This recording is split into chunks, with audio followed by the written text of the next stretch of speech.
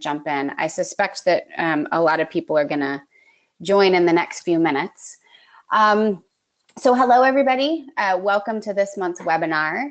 We are thrilled to have Robert Tai with us. As you all remember, he is one of the advisors on the EvalFest project, but somebody that we as a group have not really gotten to meet and interact with very much. And so we're thrilled to have him here today to talk about some of his recent work, and then also to have him help us sort of reflect on and think about what kinds of impacts we can expect from a shorter term engagement like a festival compared to some other longer term and continuous engagements. So I'm going to turn things over to Robert in just a couple of seconds, but before I do that, this is sort of where we're going. So this was the last sentence from the summary that you guys all got as part of the webinar. And so you already know that what we're going to focus on today is this systematic approach for how to think about analyzing and engaging and evaluating activities that involve engaging children in learning. And one more thing before I turn things over, and this is new and exciting, I think. So we try to do shout outs every month, and we almost always have something to cheer about, which is fantastic. This month, I wanted to give a shout out to Laura Heisler from the Wisconsin Science Festival and some of her colleagues. They have an article out in Science Communication in the most recent edition. So that is 39 and journal number 39, number 2. And we'll send a copy of all of the article to everybody when we do the next newsletter for EvalFest. But if you want to look it up in the meantime, it's called Engaging the Public at a Science Festival, Findings from a Panel on Human Gene Editing. And they talk about and frame the results of that study in relation to festivals and how festivals might function as an informal learning medium. And so you will get that in the next newsletter, but if you need it in the meantime, feel free to check that out. And that is it for me for right now. So I'm going to change things over to Robert and let him get things going with today's presentation. One thing that he has asked, so Robert, you can, yeah, perfect. He has asked us to feel free to interrupt him with questions or to ask for clarification or to make comments at any time throughout. And so if you have a question or a comment, feel free to raise your hand at any point during today's presentation. I'm going to monitor the hand raising. If you would prefer to just type your question, then you can do that as well in the chat box, and Taylor's going to monitor those. And if we see things come through, we'll ask Robert to take a second, put a pause on where he is in the presentation, answer the questions that we have, and then move back to his presentation. And that allow us to go back and forth and maybe have some good discussion along the way. So know that you are free to raise your hand. You're free to ask questions at any point. And at this point, I will turn it over to you, Robert. Hey, thank you very much. Thank you all for having me here and for, I guess calling in. Anyway, so I'm here today to talk about a framework for taking a look at the activities and the potential impact they have on student engagement in science. And so I never know how far back I need to go in terms of my work. And so I tend to go back to the beginning in 2006 when we put together this paper that connected the student engagement with later career interests. And so in this study, and I'm sure it's fairly well known in the field now, so I won't spend a lot of time on this. What we found was that students that in 8th grade said that they were interested in science were much more likely to go on and actually earn a degree in a science-related field. On top of that, when we did a study looking at scientists and graduate students in chemistry and physics, we found that a lot of them made the decision that they were interested in the sciences very early on. And when we talk about elementary school and middle school, and then they go on to choose the area that they eventually focus their career on, pretty much in high school. So they're making all these decisions pre-college. And because of all this information, we have this link that if children are interested in careers by the time they're in elementary and middle school, that it's arguable that there's a greater likelihood that these children will go on and earn degrees in this area. Now, what that suggests is that we have an outcome that many people might see as valuable to measure. And so the question then becomes, all right, well, what can we do if we are, evaluating some kind of program, and the program is interested in making an impact on the children? You could say, well, you can look at, as a program, whether or not you're having a impact as a program on what your children's interests are related to STEM and STEM-related careers. And so, taking that step, we decided to ask the question, well, are there certain kinds of things as programs you can impact that would be strongly related on children having a predisposition towards choosing STEM-related careers? And so we start off with this data. We collected a fairly large data set from about 7,000 children, and it spanned grades 3 through 12, and split evenly down the middle between males and females. We went in and collected them from 4 different public school districts: urban, suburban, and rural. And there's actually an overrepresentation, because of the school districts we went to, of Blacks and Latinos in the sampling. So let's take a look here at what kind of connections there are. So the output variable, basically the dependent variable in this analysis, is based on this question: what kind of job do you expect to have when you grow up? And if you can look over here down near the bottom, you can see science and engineering, like scientists, engineers, biomedical researchers, computer programmer, that kind of thing. So that is the choice that we're shooting for. All the other careers would be set to not this. Okay. So let's take a look and see. We asked students questions about what kind of activities they like to do. And the approach that I'm taking here is, as teachers, we can influence children in terms of what kind of activities that they enjoy. We can even influence them positively by making them feel like they want to do more of those kinds of activities, or negatively by making them feel like this is not what they want to do. And so there are different kinds of teaching methods that we could use, and they involve discovering things, figuring things out, and that would be the top item here. The next one would be creating and making. I just used the word make, unfortunately, in this table. Collaborating, competing, presenting, caretaking, and teaching. Now, these characteristics are very common in a lot of out-of-school time programs.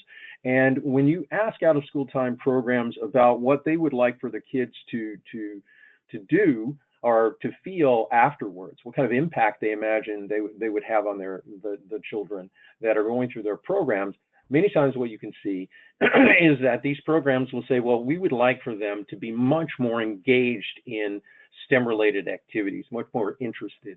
And the way that they get the children interested in these types of in STEM-related activities is by using these types of learning activities for the engagement. Now, what I want you to notice here in this analysis, it's for the non-stats oriented people. We'll go to the next slide in a second, and we'll give you some information that will be less sort of, I guess, daunting. But just very quickly, what I want you to notice is that we split the analysis into 3 sets: elementary students, middle school students, and high school students. And we analyzed each one of these types of learning activities for what the kids like to do. And what we wanted to do is associate each one of these types of activities with whether or not they like or they imagine themselves doing a science-related job when they grow up. So what does this mean? We're basically saying, do you like discovering kind of activities? And if you say yes, then we ask the next question, which is, well, are you more likely to also want a science-related job? And it goes on with creating and making and science-related jobs, collaborating and science-related jobs, competing, presenting, caretaking, and teaching. Now, by looking at the stars or the asterisks that are on these numbers in the columns, you can actually see that across the board, students that are interested in discovering types of activities are actually much more likely to want to also have a science-related job. And then you can see for making, the effect is similar, though not quite as strong. And if you look at collaboration, the effect is opposite. So that basically means you've got kids that many times, well, the sciencey kids don't like working with each other. I don't know how else to put it. Okay. Of course, when you grow up and you actually go into science, you're in for a rude awakening if you don't like working with other people, because that's what scientists do all the time. Anyway, so let's take a look at some numbers that might be easier to get our heads around. So what does this mean? Let's take a look here. It's a comparison of a prototypical elementary school students, and that's the top part of the table here. And it says learning activity discover. Now, what is here's the interpretation of this information. What it says here is a student that chooses a 3, which is neutral on the Likert scale for the questions, is 30, or this versus a student who chooses a 4. The student who chooses a 4 is 38% greater odds of wanting a STEM or reporting that they want a STEM-related job. If you look across to the next one, if you compare a 5 to a 3, it's 90%. Now those numbers are fairly large, but, well, not particularly mind-blowing. However, if you look at middle school and high school students, that's where the odds get much, much stronger. What we see here is that students who are neutral about discovering type activities versus students who are very excited about doing discovering type activities, which is figuring things out, solving problems, learning things that are new, learning things for themselves. We see that students that are neutral compared to students who are highly positive, the students that are highly positive are nearly 300% greater odds of reporting that they want a STEM-related career. And then you look at make, and it's 150% greater odds. You see, for high school students, the numbers are similar, though not as strong. What does this suggest?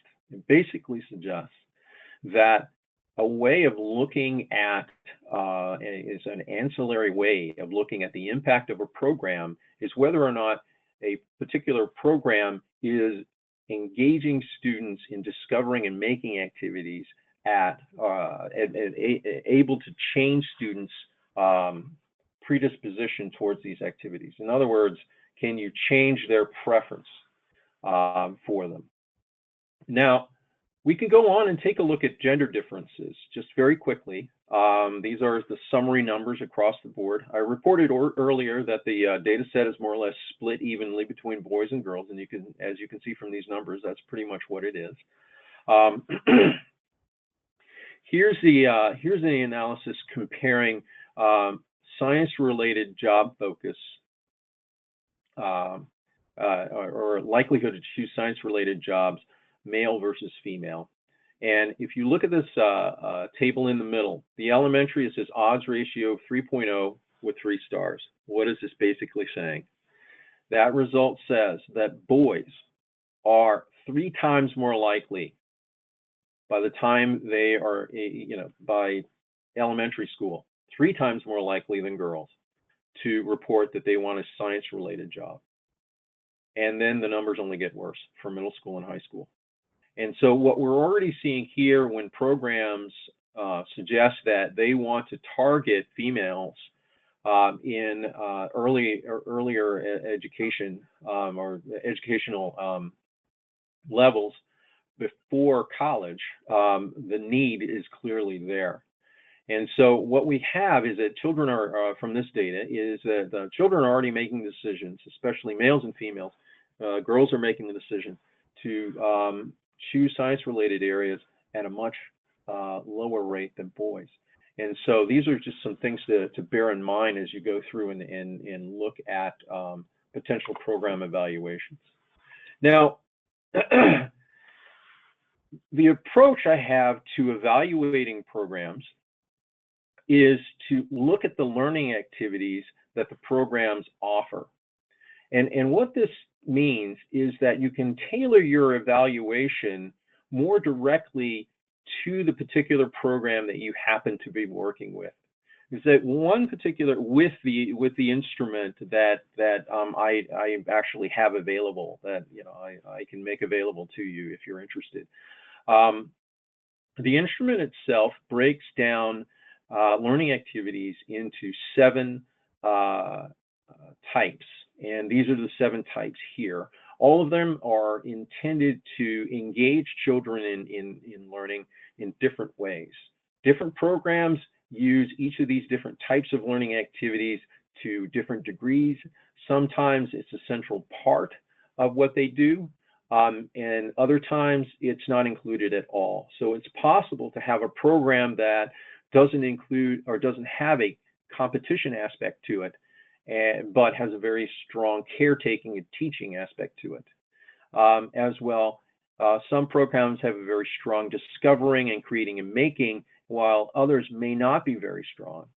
Now, the earlier discussion in terms of impact on an outcome that might raise the basically get the attention of lawmakers and funders and people who are interested in supporting these out-of-school time programs is the focus on discovering and creating and making. The link there appears to be fairly straightforward and strong, that students who are interested in discovering activities, and to a smaller degree, but to also a positive, creating and making, students that are interested in these 2 types of activities are also at a greater likelihood to report that they are interested in STEM-related careers. And early interest in STEM-related careers from the earlier study that I talked about has been shown to lead to greater likelihood of earning degrees in STEM-related areas.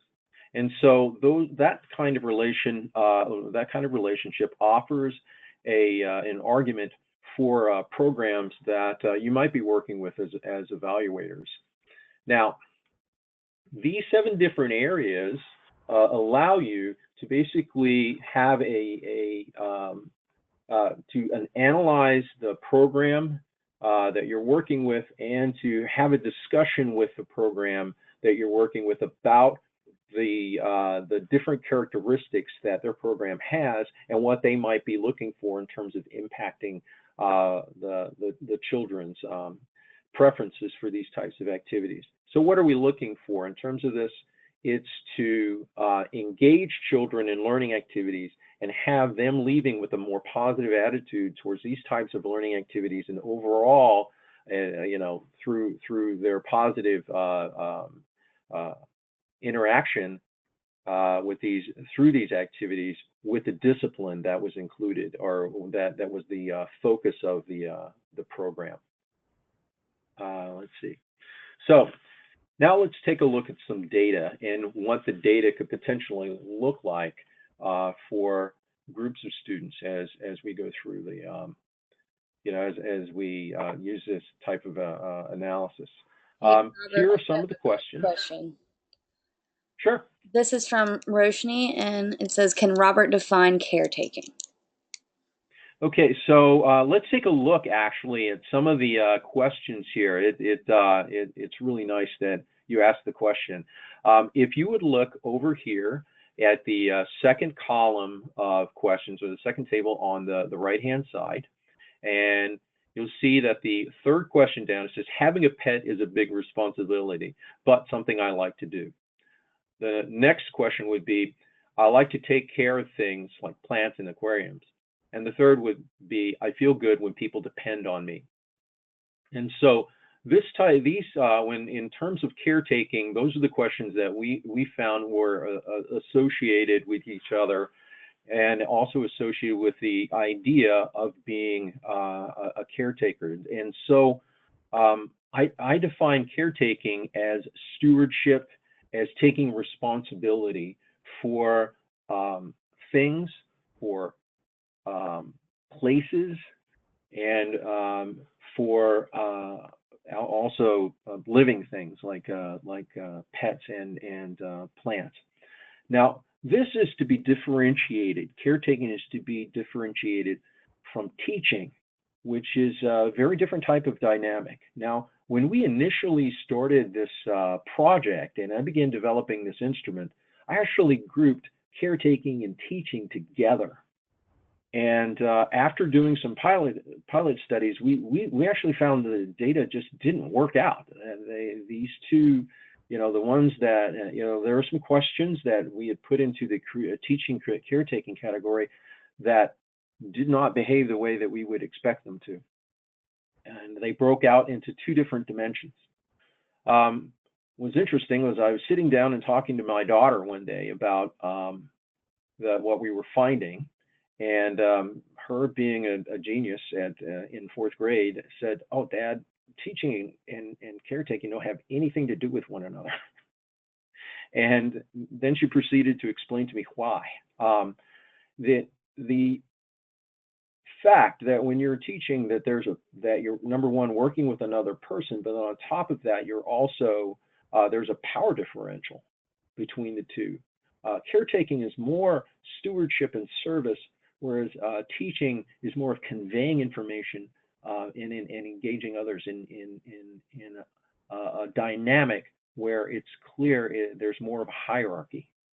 And so she didn't exactly use those words to explain it to me, but that's kind of the gist of what she got across. And so it became clear that we really need to split those two into different caretaking and teaching into two different categories. Now, these are all Likert scale type questions, and we have worked with students.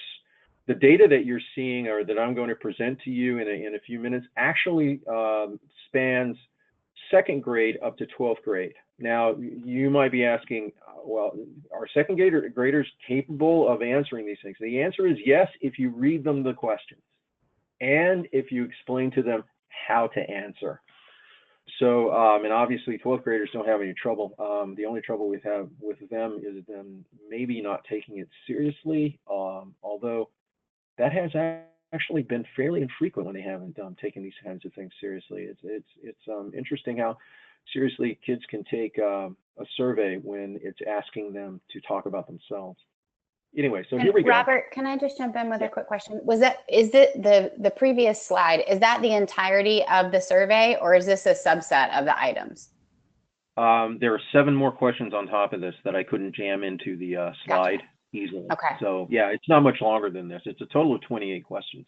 Okay, perfect. As far as the amount of time it takes for people to fill it out, we like to have a pre-post type of scenario where you can compare how people responded before and then how they responded after the treatment. And we find that the first time people take it, if they're really methodical and they think hard, it takes about 10 minutes. And if they, and the second time usually it takes 5. It's actually really quick the second time. Great. Because they've gone through this. Anyway, so let's take a look at some of this data. Now, what I want to show you here is a comparison of the discovering type of questions, questions related to discovering, comparison between grade 2 and grade 12. And what I've listed here is the averaged responses across the discovering related questions for students in the 2nd grade class versus students in the 12th grade class. And what you can see here is generally, overall, there seems to be a suppression. I don't know a better way of putting it, but the average number here for the older students appears to be significantly lower than the average number for the 2nd graders. And what this would suggest is that the 2nd graders are more excited about engaging in discovering types of activities, whereas these older students are not. When you look across, you can actually see, or you can break down this data individually by individual students. In terms of evaluating a program, some programs might find this particularly useful in, matching the data they may collect that's more contextually based, and connecting it with the quantitative data that this questionnaire is designed to produce. And so you can imagine here with these blue lines, with these blue bars that you see across the graphs, once we collect the post program or post project survey, there would be a second bar underneath it that would give you a direct comparison between the students before and the students after in terms of their responses to the questions. The data that we have, this is real data from real classrooms that we're in the process of collecting data from right now. And so we don't have the post data yet, but this is what the pre-data looks like for discovering. You can see here for creating and making, the effect is similar. But what's really interesting is that there are actually students, a goodly proportion of students in the 2nd grade that don't appear overly excited about creating and making kinds of activities. And in high school, there are actually students, roughly half the class, that you would say are either neutral to creating and making activities or just don't like it. And this kind of information could actually be very, very useful to the programmers in terms of how they might be able to influence their participants. What this does is it gives programmers or the facilitators a heads up on who might be particularly challenging in terms of engaging in the activities, and also who they might potentially have the greatest impact on through their activity. So for example, if you have a creating and making type of activity that you want to engage the grade 12 students here on the in the right-hand graph, then what you could potentially do here is, as a facilitator, is identify the students from Jordan T all the way down to Elizabeth H that might potentially not be particularly engaged in the activities that you're working with. And so many times you get students that are overlooked, even though they aren't engaged, but they're overlooked. In this way, a facilitator would be able to run down a quick list in their minds about who to keep a particular eye on and to more directly engage with them. Okay, so let's see. This is creating and making, and you can see over here for the 2nd graders, they just, in general, seem to be much more excited about learning. That appears to be a generalized trend in all the data that we've collected. Though not exclusively, there are some times when you get some 12th graders that are very excited. So you can see here in terms of programming, performing. Now, this is a little, this one, this category is something to bear in mind. When we talk about performing, it's not always about standing up in front of an audience in terms of the activity itself. Although the questions are very much tap into that, we found that in talking with, interviewing youth and chatting with them about the activity of performing, a lot of it has to do primarily with the accountability aspect of what they're doing. So in other words, what they're doing is going to count. Now, if you do something in front of an audience, obviously what they're doing is, what they're doing is going to count because there are people watching you. But there are times when you're by yourself and that still happens. And you make it count. It counts to you. There are, we've talked to people who, I've actually talked to some people who are very interested in training for marathons and things like that. And performing to them is racing against themselves, doing better and better each day, or keeping up with what it is they're doing each day. So performing, in a sense, is this idea of accountability, or having what you do matter. At that particular moment, having what you do matter. And so what we can see here is that there's a really clear spread all the way from 5 down to 1 for the 12th graders. And the spread is very, very similar for the grade 2 students.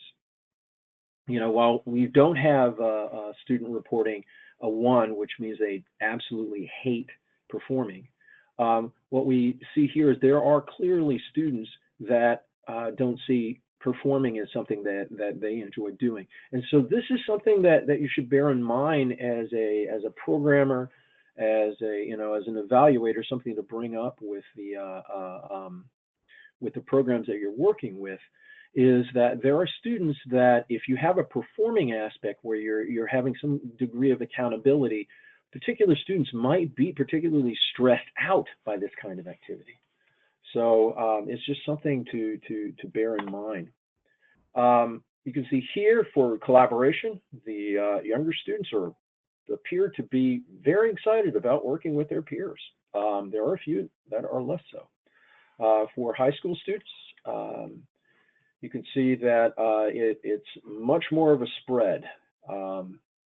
And I think over the years they've gained experience and made decisions about whether or not they like working with other people.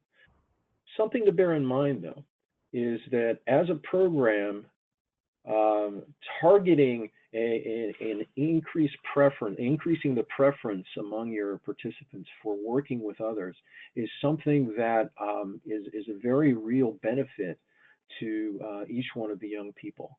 What it means is it's pretty clear that when we grow up, working with others is something that is an important thing to do. And we do that kind of thing. It's important as a young person to come to grips with not just how you feel about it, but also understand what you need to do to be able to do it, and end to end, well, basically work your way through it if you don't really like it at all. And so you can see competition is another type of activity that has a very broad representation in terms of preferences among students. When you look at the grade 2 students, they seem to be, there seem to be a larger group of students compared to the other types of learning activities, like discovering and creating, making, that are more sort of neutral or slightly less positive towards competing. When you look at the grade 12 students, there's a clear, clearly a fairly significant group of students that aren't very interested in competing. And so this is something to keep in mind. Many of these out-of-school time programs that are being offered have a competition aspect. Now, when you take a look at for example, the robotics competitions, various types of engineering kinds of competitions beyond those, science fairs have a competition aspect. If we want to engage children in this area, and we have a competition type of focus activity, it behooves the programmers to bear this in mind, that there might be a lot of young people who, when they see the word competition, just don't want to get involved. And so it's something that is something that I believe it's important for the community to, as a whole, for out-of-school time programmers to pay close attention to. What kind of potential audience they might be able to reach by varying the kind of activities that they're offering. So anyway, this is something that that bears looking at. Now, if we were to go on and compare the averages across all the students within each of the 7 different types of categories. Now, I haven't talked about caretaking and teaching. I just, wanted to keep the presentation fairly short or succinct.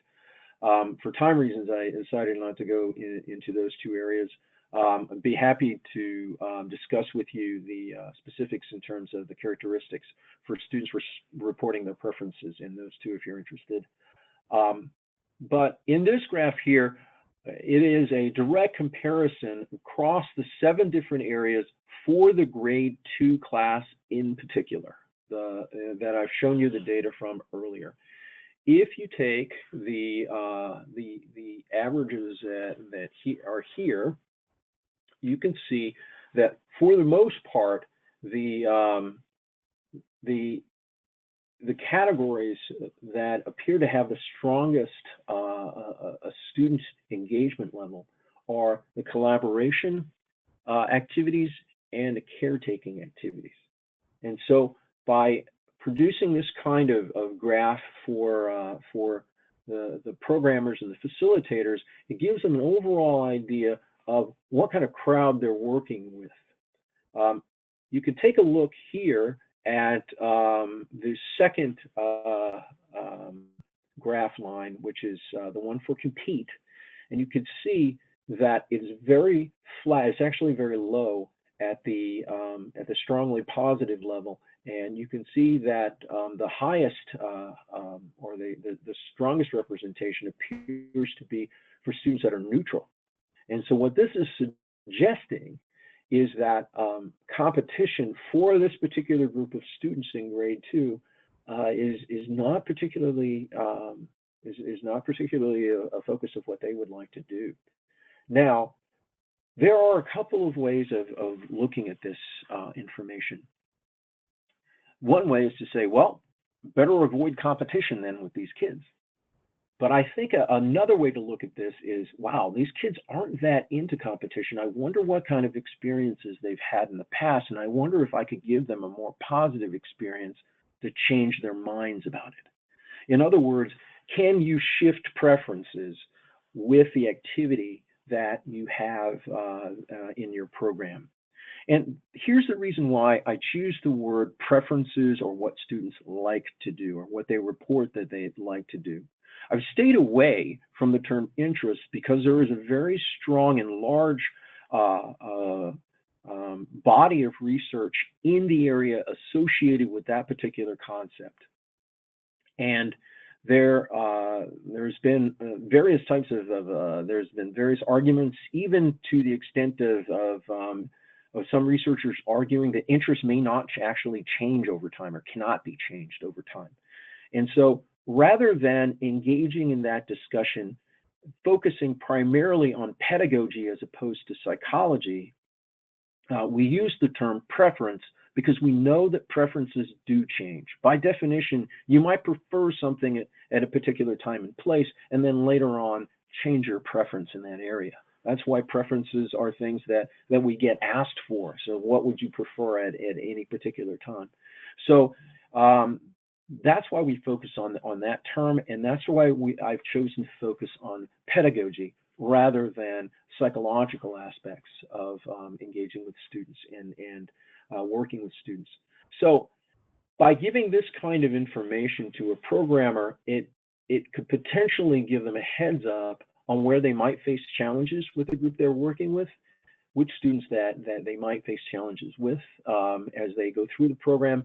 And afterwards, once you give them the post-program evaluation, it will give them an idea on what kind of, what aspect of their program might have had the greatest impact in changing students' preferences, or, in some cases, unfortunately, it might have actually had a negative impact on the students' experiences by lowering their preference in particular areas. So let's see. Yep, there you go. These are the people who gave me money, and I appreciate them. And and let's see, these are the people who did most of the work, and I'm going to take credit from them. The upside is that most of them have graduated, and they are you know, employed. So that's probably a good thing. And oh, there, then it's blank. So I will turn this back over to Karen. Thank you very much. I am going to give folks a couple of questions to start typing in questions that you have, or to raise your hand.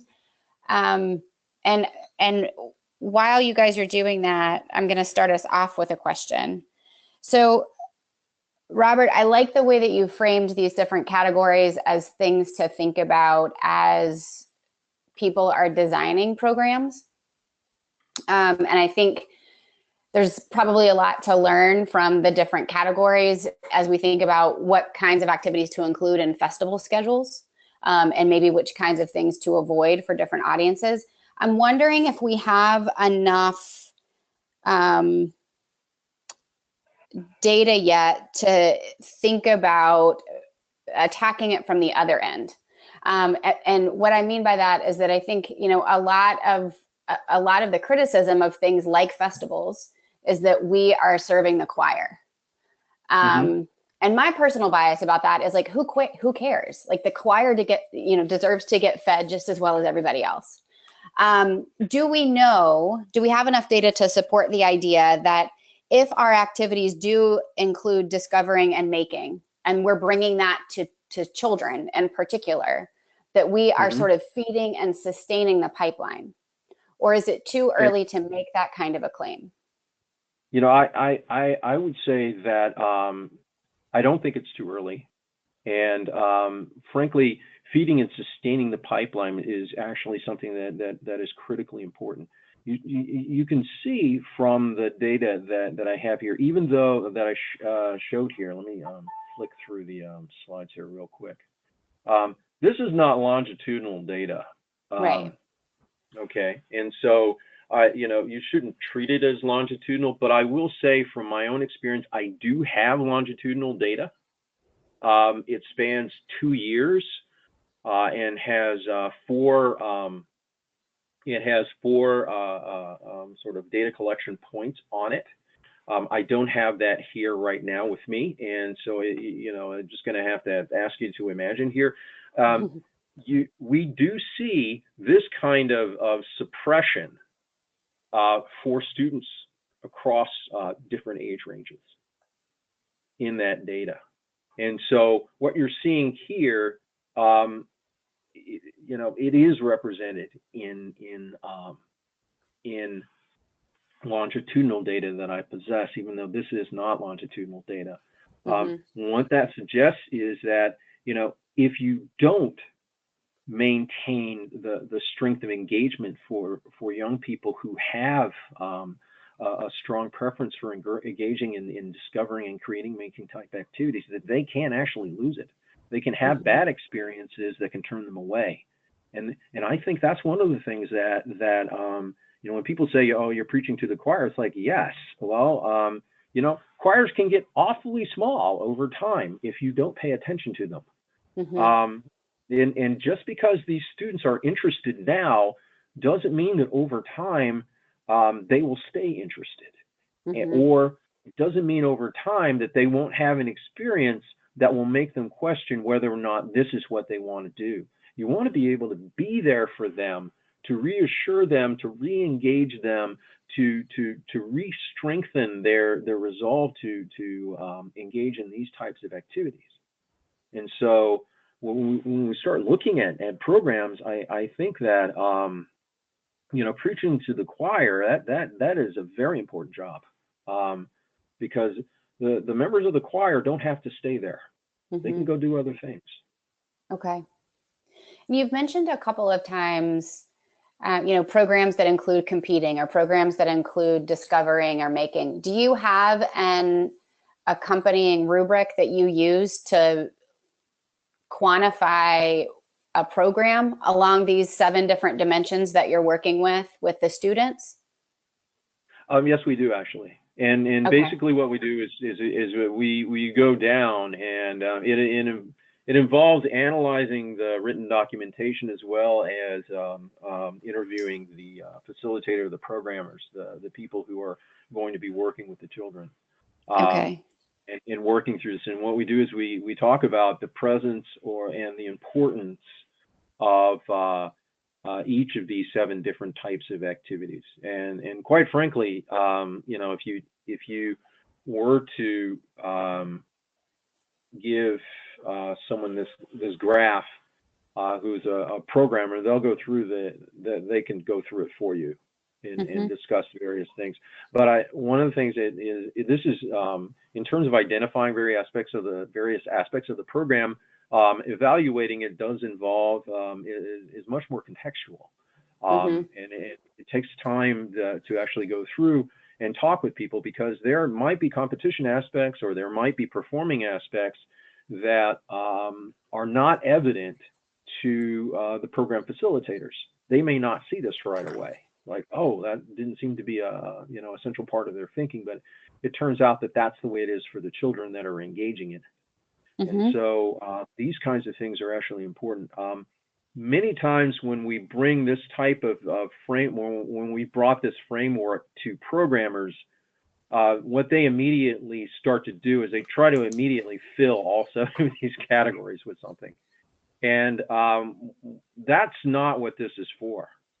A program is a program, and a program is designed the way it's designed. And what this is for is to allow a facilitator or programmer and an evaluator to look at what components are included and what components aren't. And if your component isn't included, if it's not a specific part of what it is that they're doing, you're still collecting data on it.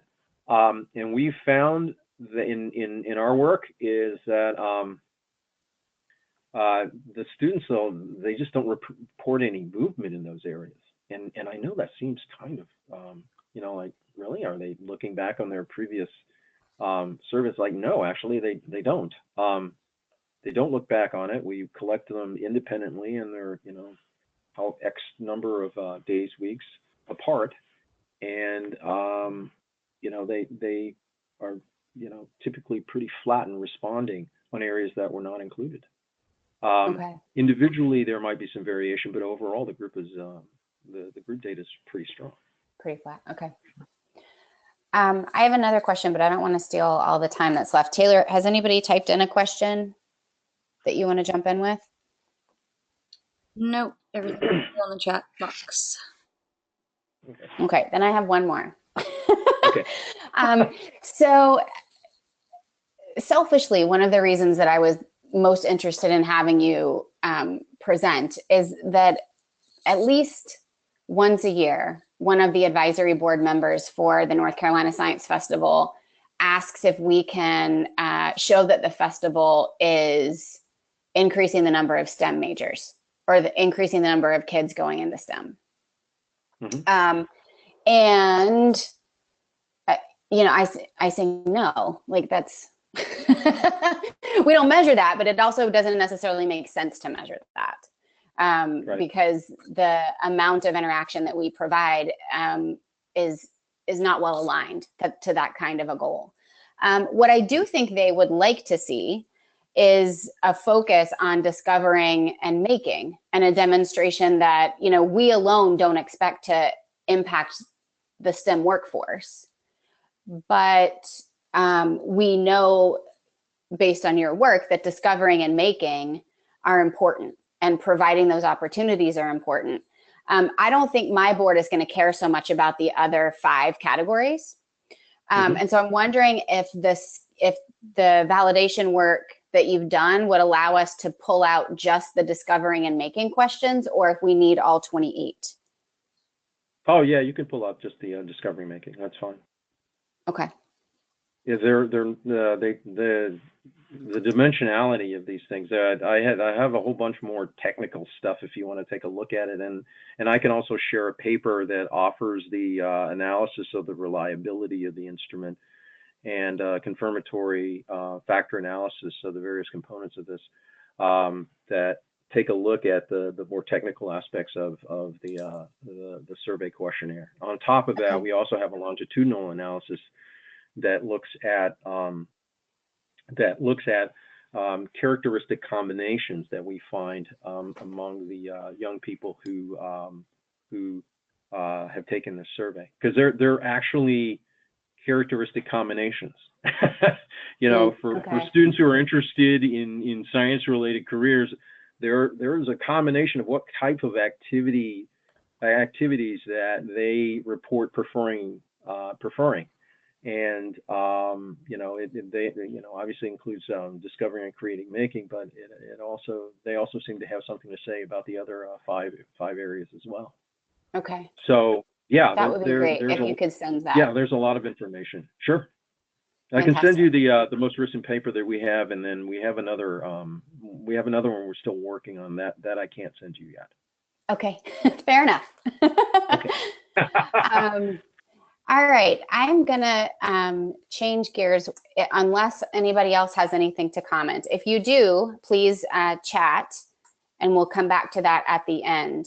I wanted to take a couple of minutes here at the end of the call to look ahead to our time together, and then the webinar next month, which is actually only a couple of weeks away instead of a full month away. Hey, what we're hoping to, oh, yep, sorry, go ahead, Taylor. There was two quick chats right there at the end. Do you want me to save those for the end, or? No, you go. All right, so Larry just made a comment and said, this is really good information and aligns not only for our festival, but for other STEM outreach that I do, which is focused on getting students interested in STEM careers. I look forward to sharing it with our festival planning team at our next meeting. Please share the paper too. Awesome. Thanks, Larry. And then Roshni said, would it be possible to see all 28 questions? Absolutely. So if you're interested, I can send you the manuscript. You know, it's a do not quote, do not copy stage of things, but it will have the information that Larry's looking at, or mentioned he's interested in, and it will also have the actual full-blown questionnaire that we're using. Great. Thanks, Roshni. Okay, if you have more questions, keep typing away, and Taylor, interrupt if and when you need. The Shark Tank session for May 4th. So this is a different date and time, as you guys probably have noticed. Taylor has already sent out the registration for this, and we'll send it again probably on Monday. But we really want this to be a community-led session if possible. And this is the chance to sort of pitch ideas that you think might make for good mini grants in the coming year. So it is not binding in any way, but if you have an idea that you would like to pitch to the group, then May 4th is your chance to share what you think about what a good mini grant would be, or what the community needs to see. That doesn't necessarily mean you're going to have to lead that effort, but it means that it's a topic that you want people to maybe think about and talk about. Our plan is to do the Shark Tank session to gather some feedback from everybody in the moment, but then to send a follow-up survey that will be very brief, that will start to move us in the direction of figuring out how to populate the agenda for our time together at the in-person meeting on June 7th. We want to make sure that we can do some fact-finding and maybe a little bit of work even in the time between May 4th and June 7th, so that we are armed with the information we need to make the most productive use of our time together in Madison. And so the Shark Tank session and then getting quick feedback from you guys after that will help us get the running start that we are hoping to have to use June 7th in the most effective way possible. Hey, Carrie, quick question from Roshni again. He just wants to know how developed should the ideas be for the Shark Tank?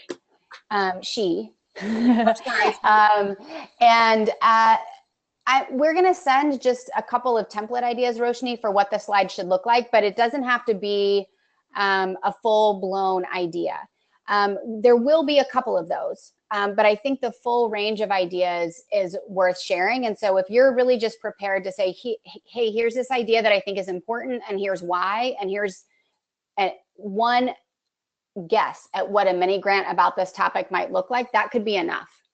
The mini grants that have been up and running this year are obviously going to have a little bit more information to share, and they're going to present that in case people want to take those studies and run with them, or take those methods and run with them in the coming year. The same thing will be done with the Truth Booth and then the mystery shopping work that the Bay Area has done. So we know that we'll hear about these 4 things. We talked a little bit at the end of last month's webinar about the possibility of doing something related to social network analysis in different kinds of festivals. That would certainly be a possibility. Robert's work that he just presented, and the idea of studying, what kinds of opportunities we're providing to the communities that come to our festivals would be another idea. And there are probably many, many more that could spin off of the work that we heard about today.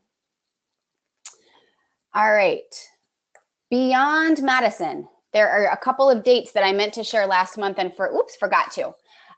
We were asked when we all met to talk about the future of the mini grant program in the fall to have 2 deadlines for mini grants. And so we are offering that for this year. The first deadline is going to be July 14th. And the hope is that we will build up ahead of steam between May 4th and June 7th when we're all together, that a tremendous amount of work for the mini grant will happen during that meeting, so that there's very little work left to be done between the end of that meeting and this July 14th deadline. We will turn decisions back around to you by August 4th. So particularly if you are a fall festival and you're trying to think about if you can make the schedule work, keep those 2 dates in mind. Even if you don't think you're going to apply until later in the year, we're still hoping that the in-person and devoted time together in June is going to be meaningful to you. And so November 10th is the fall deadline, and we'll have decisions back to folks by December 1st if you choose to go for that deadline instead. So this is technically the 2nd year of mini grants. There will be 1 more year of mini grants after. And so if it's possible that you're just not going to feel quite ready for this year, but you might want to look ahead to next year. And so we can have some conversations about that, and hopefully some participation from people who are sort of in both camps when we are together in June. Any other questions for Robert, or any other questions for myself or Catherine, who's also on the line, about what's to come?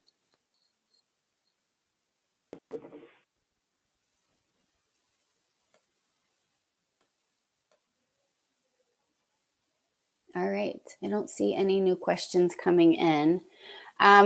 Robert, thank you again for thank you for having me. The update on the work and helping us think about whether and how it applies to how we develop our festival programs and how we might start to evaluate those as well. I think there's a lot of food for thought. And thanks to everybody who called in. I hope you guys have a good afternoon and a great couple of weeks, and we'll see everybody back here on May 4th. Bye, everybody. Okay, bye-bye. Thank you, Karen.